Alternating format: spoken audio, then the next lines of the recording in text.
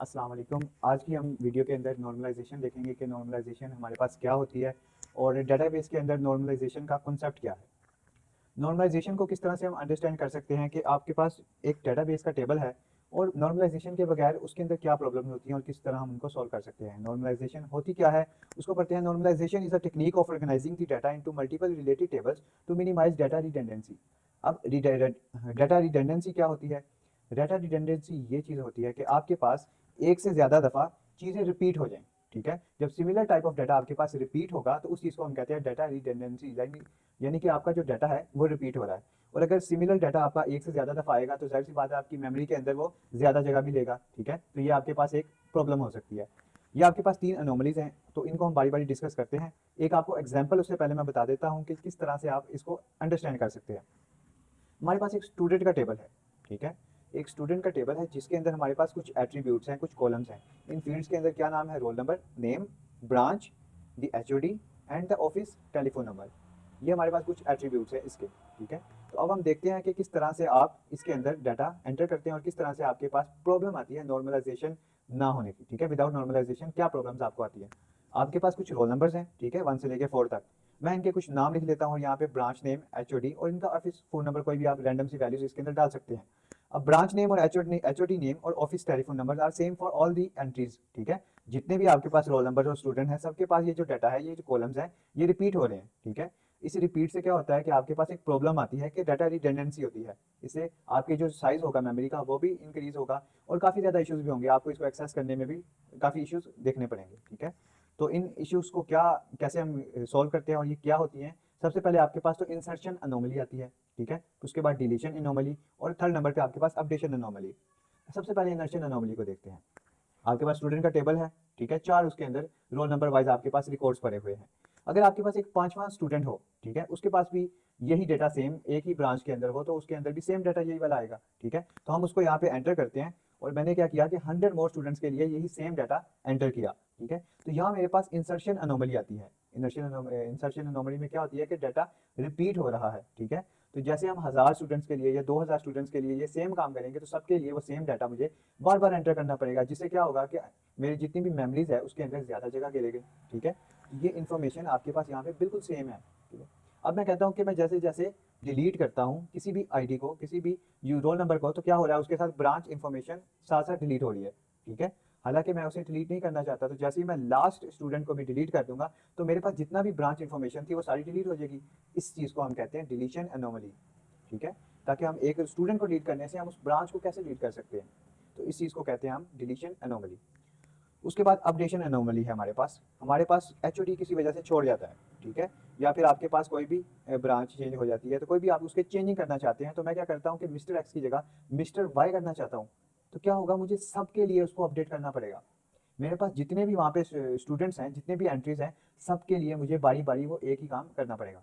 तो यहाँ पे मेरे पास क्या होगा, काफ़ी ज़्यादा टाइम कंज्यूम होगा इस चीज़ को करने में। ठीक है, तो इससे क्या होगा, मेरे पास अपडेशन अनोमली आएगी। अपडेशन अनोमली क्या है कि किसी चीज़ को अपडेट करने में आपके पास कोई प्रॉब्लम फेस आपको करनी पड़े। ठीक है, तो यहाँ पे क्या होगा, data redundancy, repetition of data hence need extra space. जितना ज़्यादा रिपीट होगा आपका डाटा उतना ही वो क्या करेगा कि आपकी मेमोरी के अंदर जगह लेगा। और ये आपके पास तीन अनोमलीज आएंगी जो हमने डिस्कस कर ली हैं। उसके बाद हम इस किस तरह से हम इस नॉर्मलाइजेशन को सोल्व कर सकते हैं, ये जो प्रॉब्लम हमारे पास है इसको कैसे सोल्व कर सकते हैं। अब हमारे पास स्टूडेंट टेबल है। ठीक है, इसको हम क्या करेंगे कि दो टेबल के अंदर डिवाइड कर देंगे, एक आपके पास स्टूडेंट टेबल और दूसरा ब्रांच टेबल। इससे क्या होगा कि स्टूडेंट टेबल के अंदर सिर्फ स्टूडेंट का डाटा होगा और आपके पास जो ब्रांच का टेबल होगा उसमें सिर्फ ब्रांच का डाटा होगा। ब्रांच के टेबल के अंदर हमने क्या किया कि यहाँ पे ब्रांच का सारा डाटा स्टोर कर लिया। ठीक है, ब्रांच नेम, एचओडी नेम और उसके साथ ऑफिस का टेलीफोन नंबर। तो ये मेरे पास सिर्फ ब्रांच का डाटा है जो कि मैंने ब्रांच के टेबल के अंदर स्टोर कर लिया। स्टूडेंट के टेबल के अंदर उसी तरह मेरे पास जितने भी स्टूडेंट्स होंगे उनका सारा रिकॉर्ड्स बारी बारी आता जाएगा। जैसे जैसे मेरे पास स्टूडेंट्स आएंगे मैं उसका डाटा यहाँ पे स्टोर करता जाऊंगा। तो यहाँ पे क्या होगा कि सिर्फ उनकी ब्रांच नेम के साथ मैं उनको यहाँ पे स्टोर करूंगा। जब ब्रांच नेम यहाँ से हम उसको देखेंगे, ठीक है, तो उस ब्रांच नेम से हम क्या करेंगे, ब्रांच टेबल के अंदर से उसको हम डाटा एक्सेस कर लेंगे। ठीक है, तो इससे क्या हुआ, मेरे पास जितने भी कॉलम्स रिपीट हो रहे थे, पहले मेरे पास 3 कॉलम रिपीट हो रहे थे, अब मेरे पास सिर्फ एक ब्रांच नेम का कॉलम रिपीट हो रहा है। ठीक है, तो मैंने क्या किया, डाटा डाटा रिडंडेंसी को कम कर दिया, रिड्यूस कर दिया। अगर आप इसको कम्प्लीटली खत्म नहीं कर सकते तो कम से कम आप इसको रिड्यूस कर सकते हैं, ठीक है, जिससे क्या होगा कि आपके कंप्यूटर मेमोरी के अंदर जगह कम लेगा वो, और आपके सामने जो रिपीटेबली वैल्यू है वो भी जरा कम होंगी। अब यहाँ पे मैं अगर एचओडी और टेलीफोन नंबर चेंज करना चाहता हूँ, मुझे सिर्फ एक एंट्री के लिए उसको चेंज करना पड़ेगा, तो मेरी जो डाटा रिडंडेंसी है वो डिक्रीज हो गई है, कम हो गई है, मिनिमाइज हुई है, ठीक है। मैंने खत्म नहीं की उसको, लेकिन मिनिमाइज कर दिया, रिड्यूस हो गई है वो। अब मैं इंसर्शन करता हूँ, ठीक है। इंसर्शन जैसे जैसे मैं करता हूँ उसके साथ सिर्फ ब्रांच नेम में लिखता जाऊंगा, तो मेरे पास ब्रांच नेम के अगेंस्ट उसकी सारी इन्फॉर्मेशन ब्रांच टेबल के अंदर से मैं उसको एक्सेस कर सकता हूँ, ठीक है। अगर मैं किसी डाटा को डिलीट करता हूँ, यानी स्टूडेंट को डिलीट करता हूँ, तो उसके डिलीट करने से मेरे ब्रांच टेबल के अंदर जो भी डाटा है वो डिलीट नहीं होता, ठीक है। तो पहले क्या था कि मैं स्टूडेंट को डिलीट करता था तो मेरे पास ब्रांच इन्फॉर्मेशन भी डिलीट हो गई थी, लेकिन अब वो मेरी प्रॉब्लम सॉल्व हो गई है। तो इस तरह से आप अपडेशन भी कर सकते हैं, आपने कोई भी यहाँ पे चेंजिंग करनी है, पहले भी आपको मैंने बताया कि आप एचओडी और ऑफिस टेलीफोन चेंज कर सकते हैं। तो इस तरह आप नॉर्मलाइजेशन से अपनी डाटा रिडंडेंसी को रिड्यूस कर सकते हैं और आपकी काफ़ी ज़्यादा प्रॉब्लम्स भी सॉल्व हो जाएंगी, ठीक है। उसके बाद logical independent but related data, इसका क्या मतलब है कि ये जो लॉजिकल डाटा है फिजिकली डिफरेंट जगह पे पड़ा हुआ है, ठीक है, लेकिन आप लॉजिकली उसको सेंट्रलाइज कर रहे हैं, और उसकी काफ़ी टाइप्स भी हैं। आगे नॉर्मलाइजेशन की टाइप्स हैं जिनको डिस्कस करते हैं हम। 3 टाइप्स है हमारे पास नॉर्मलाइजेशन की, पहली first form, second normal form और थर्ड नॉर्मल फॉर्म। अब पहली फॉर्म को हम डिस्कस कर लेते हैं कि फर्स्ट नॉर्मल फॉर्म होती क्या है। द फर्स्ट नॉर्मल फॉर्म क्या होता है कि आपके पास जो भी डाटा आपके पास रोज हैं, ठीक है, वो आपका इजीली एक्सटेंडेड हो, ठीक है, उसके अलावा वो रिपीट ना हो, ठीक है। आपके पास जितनी भी रोज हैं, नंबर ऑफ रिकॉर्ड्स हैं, वो रिपीट ना हो। If your table is not in first normal form it consider a poor database design, ठीक है। तो फर्स्ट नॉर्मल फॉर्म में क्या होता है, every table in your database should at least follow the first normal form always और stop using database. या तो वो क्या करे कि उसके अंदर डेटाबेस के अंदर फर्स्ट फॉर्म नॉर्मल फॉर्म को अचीव करे, ठीक है, वरना क्या करे वो डेटाबेस से एग्जिट कर दे, ठीक है। There are 4 basic rules. अब रूल्स क्या है, each column should contain atomic values. Atomic values का मतलब है कि एक सिंगल वैल्यू वो कंटेन करे, एक कॉलम के अंदर सिर्फ एक वैल्यूज आ सकती है, एक से ज्यादा हम वैल्यूज उसके अंदर स्टोर नहीं कर सकते, ठीक है। अब आपके पास यहाँ पे डेट ऑफ बर्थ है और उसका नेम एक है, ठीक है। इसकी एग्जाम्पल देखते हैं हम। डेट ऑफ बर्थ, ठीक है, उसके अंदर आपने एक डेट ऑफ बर्थ उसके अंदर स्टोर कर ली, ठीक है। अब आपके पास यहाँ पे देखो कि किसी का नेम आपने डेटाबेस के कॉलम के अंदर सेव किया है और उसकी डेटाबेस किसी दूसरे कॉलम के अंदर, ठीक है। तो इससे क्या होगा कि इंटरमिक्स हो जाएगा आपकी डिफरेंट टाइप्स, ठीक है। उसके बाद each column should have a unique name, her column का एक यूनिक नेम होना चाहिए। एक से ज्यादा कॉलम्स का जब आप एक नेम रखोगे तो इससे क्या होगा कि आपको फिर कंफ्यूजन होगी कि आप कौन से कॉलम को एक्सेस करना चाह रहे हैं, ठीक है। तो आप इस तरह से उनके डिफरेंट नेम रख सकते हो। उसके बाद रूल नंबर 4 है order in which mate does not matter, order matter नहीं करता, ठीक है। तो अब एक एग्जांपल के जरिए हम फर्स्ट नॉर्मल फॉर्म को डिस्कस करते हैं कि किस तरह से हम फर्स्ट नॉर्मल फॉर्म के अंदर डाटा को स्टोर कर सकते हैं। हमारे पास स्टूडेंट का टेबल है, 3 इसके अंदर हमारे पास एट्रीब्यूट्स हैं, ठीक है। तो एग्जांपल के साथ देखते हैं कि हमारे पास स्टूडेंट के टेबल के अंदर 3 कॉलम्स है, रोल नंबर, नेम और सब्जेक्ट, ठीक है। अब इसके अंदर हम क्या करेंगे कि तो फेक डाटा एंटर करते हैं, फेक डाटा एंटर करने के बाद हम इसको डिस्कस करते हैं। तो अब डाटा इसके अंदर ऐड करता हूँ, डाटा ऐड कर दिया मैंने इसके अंदर, ठीक है। 101, 103 और 102। अब इसमें क्या हुआ, मैंने रैंडम डाटा ऐड किया और उनके आप देख सकते हैं मैंने ऑर्डर भी डिफरेंट रखे हैं, ठीक है। 101, 102, 103 एक तरतीब से नहीं रखे, मैंने उसको डिफरेंट लोकेशन मतलब कि डिफरेंट ऑर्डर के अंदर स्टोर किया है। अब यहाँ पे मेरे पास डिफरेंट 3 स्टूडेंट्स हैं, ठीक है। दो, अब क्या है कि दो के अंदर हमारे पास दो दो स्टोर वैल्यूज हैं एक सिंगल कॉलम के अंदर, ठीक है। तो ये क्या वायलेट्स करती है फर्स्ट नॉर्मल फॉर्म में। फर्स्ट नॉर्मल फॉर्म क्या था कि आपने एक सिंगल वैल्यू एक कॉलम के अंदर स्टोर करनी है। तो इसको हम किस तरह से सोल्व कर सकते हैं कि हमने इन दोनों को ब्रेक करना है, ठीक है। ब्रेक करने से क्या होगा कि हम इनके आईडी को रिपीट करेंगे, लेकिन जो सब्जेक्ट वाला कॉलम है वो अब एटॉमिक हो गया, ठीक है। अब ये क्या होगा, हमारा टेबल फर्स्ट नॉर्मल फॉर्म के अंदर हो गया, ठीक है। नेक्स्ट आपके पास है सेकंड नॉर्मल फॉर्म। अब सेकंड नॉर्मल फॉर्म में क्या होता है, इसमें क्राइटेरिया पहले देख लेते हैं, ठीक है। Why it is so important, second normal form इतनी इंपॉर्टेंट क्यों है, ठीक है। अगर एक टेबल जो फॉलो करता है सेकंड नॉर्मल फॉर्म को, इसमें अंदर क्या होना चाहिए, सबसे पहले तो वो फर्स्ट नॉर्मल फॉर्म के अंदर होना चाहिए। दूसरे नंबर पे पार्शियल डिपेंडेंसी उसमें नहीं होनी चाहिए। फर्स्ट नॉर्मल फॉर्म आपने पहले देख लिया है कि किस तरह से फर्स्ट नॉर्मल फॉर्म के अंदर हम इसको कैसे करते हैं कन्वर्ट। अब पार्शियल डिपेंडेंसी क्या होती है, ठीक है। डिपेंडेंसी पहले हम देख लेते हैं कि डिपेंडेंसी क्या होती है, ठीक है। उसके बाद पार्शियल डिपेंडेंसी पे आते हैं। सबसे पहले आपके पास एक एग्जांपल है स्टूडेंट टेबल की, ठीक है। जो पहले हमने स्टूडेंट टेबल की एग्जांपल देखी जिसके अंदर नेम, रजिस्ट्रेशन नंबर, ब्रांच और उसके अलावा कोई भी एड्रेस हो सकता है आपके पास, ठीक है। उसके अंदर कोई भी कॉलम हो सकता है, उसके अंदर आप फेक डाटा एंटर कर लें। स्टूडेंट आईडी आपके पास प्राइमरी की होगी जो कि यूनिक होगी हर स्टूडेंट के लिए, ठीक है। ये एक स्टूडेंट आईडी किसी दूसरे स्टूडेंट के लिए रिपीट नहीं होगी।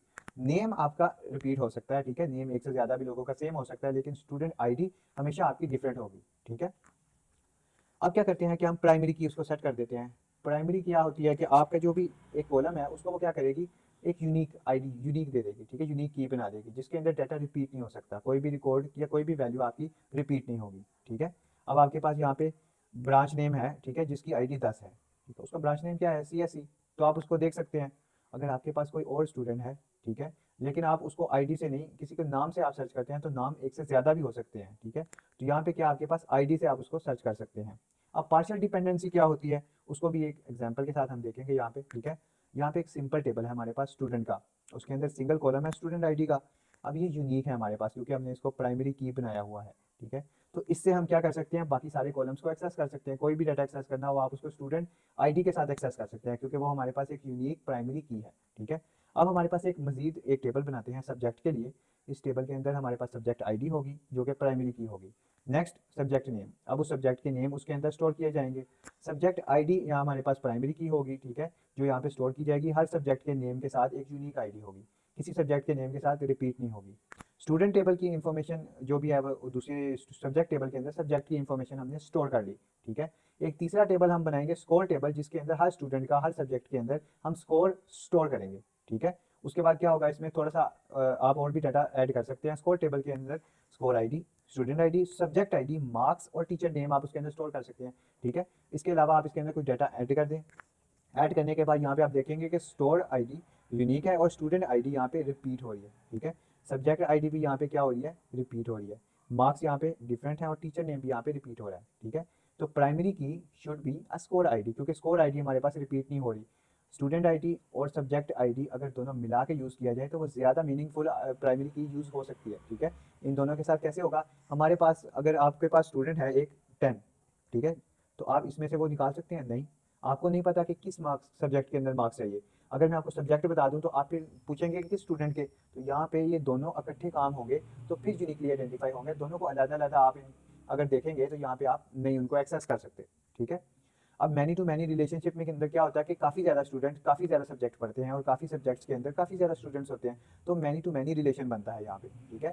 अब स्कोर टेबल के अंदर एक टीचर नेम है, ठीक है, जो डिपेंड करता है सिर्फ सब्जेक्ट के ऊपर। हर सब्जेक्ट का एक अलग टीचर है, तो हम एक टीचर को सब्जेक्ट आईडी से एक्सेस कर सकते हैं, ठीक है।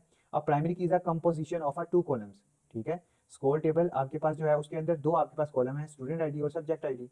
Teacher name is depend on only student ID. ये क्या कर रहा है, ये पार्शियली डिपेंड है किसी एक चीज पे, ठीक है। तो अगर normal form second normal form हो तो टेबल शुड नॉट है पार्शियल डिपेंडेंसी। अब पार्शियल डिपेंडेंसी को किस तरह से खत्म कर सकते हैं, इसके काफी ज्यादा हमारे पास तरीके हैं। अब इसके अंदर हम क्या करेंगे कि सबसे पहले स्कोर टेबल के अंदर से टीचर को रिमूव करेंगे, ठीक है। अब इसके कुछ ज़्यादा तरीके हैं कि यहाँ पे आपके पास टीचर नेम है तो इसको सब्जेक्ट टेबल के अंदर मूव कर दें, ठीक है। हर सब्जेक्ट का एक अलग टीचर है तो ये क्या होगा, यहाँ पे रिपीट भी नहीं होगा, तो हर सब्जेक्ट के साथ टीचर नेम आ गया। टीचर टेबल भी आप अलग से बना सकते हैं जिसके अंदर एक टीचर आईडी होगी जो कि यूनिक होगी, उसके साथ हर टीचर का नाम। तो ये है कि आपके पास सेकंड नॉर्मल फॉर्म। उसके बाद आपके पास आ जाती है थर्ड नॉर्मल फॉर्म, ठीक है। थर्ड नॉर्मल फॉर्म के अंदर क्या होता है, आपके पास एक टेबल कोई भी थर्ड नॉर्मल फॉर्म के अंदर होगा तो उसके लिए ज़रूरी है कि वो पहले सेकंड नॉर्मल फॉर्म में हो और ट्रांजिटिव डिपेंडेंसी उसमें ना हो। आपके पास एग्जाम्पल है, आपके पास एग्जाम नेम, ठीक है। स्कोर टेबल के अंदर आप कोई भी प्राइमरी की सेट कर दें, उसके अंदर कोई भी डाटा आप एंटर कर दें, ठीक है। स्टूडेंट आईडी, सब्जेक्ट आईडी, आपके पास 2 कॉलम्स हैं जो मिलकर एक प्राइमरी की बना रहे हैं, ठीक है। तो इन दोनों को मिला के हमने एक कंपोजिट प्राइमरी की बना ली, ठीक है, जिसको हम यूज़ करेंगे डाटा को एक्सेस करने के लिए।